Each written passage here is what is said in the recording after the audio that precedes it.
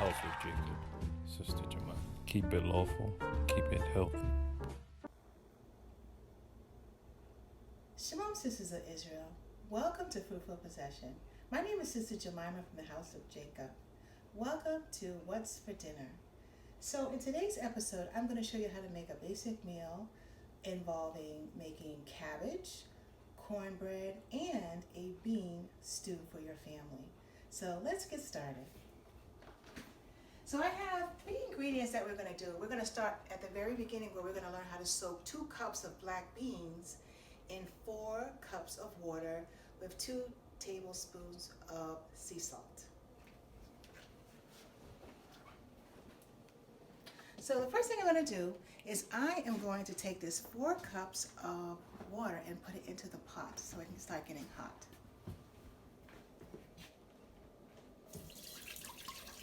So I'm going to pour the 4 cups in there, and the pot is on medium, on like number 3 or number 4. So I'm going to let that get hot.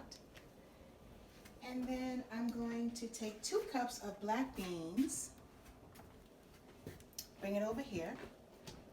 And I actually said 2 tablespoons of salt, but I actually have 2 teaspoons of sea salt in here. So a good type of sea salt, a good type of salt you're going to use in your cooking is either sea salt or Himalayan salt. And I have 2 teaspoons of sea salt in here. And what I'm going to do with this sea salt is I'm going to pour it in the water, and then I'm going to pour the 2 cups of black beans in it. And then once it comes to boil, I'm going to turn it off and let the beans soak in the water for a few hours. And a good sign of knowing when it's ready is to, after a couple of hours, you take your hand and you pinch the black beans to see if it's soft enough for you and your family. It usually takes about 5 hours to let it soak properly. And then once it's ready to go, you'll notice the water is white now, it's clear. But after the beans soak for a while, it will be black. Like the black beans will drain in the water and make the water nice and black, so you know you're really close to it being ready to be ready to cook. So I'm going to take the 2 cups of beans, pour it in the water, and we're trying to get this to boil. So I'm actually going to turn the heat up to almost like high, because I just want the water to boil. And then once it boils, I'm going to turn it off and put the lid on it and take the pot off the stove and let it sit for about 5 or 6 hours, or you can even let it soak overnight. So now I'm going to pour in the 2 teaspoons of sea salt, as you can see that.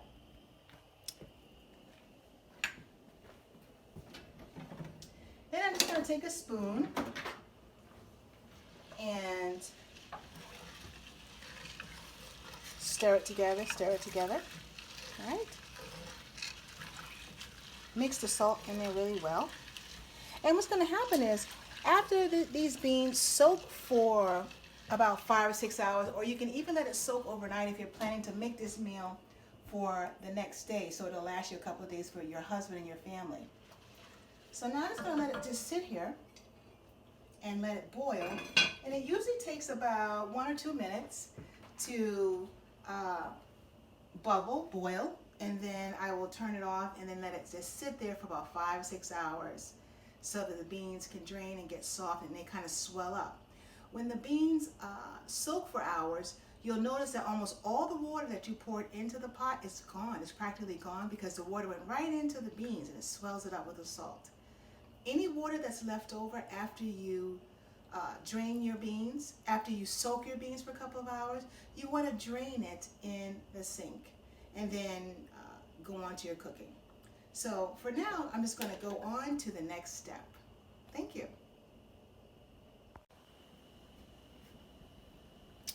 Okay, so now I'm going to come back to the pot and check to see if it's ready to take off the stove, see if it's boiling. So I'm going to have some pot lids on me so I make sure I don't burn my hands.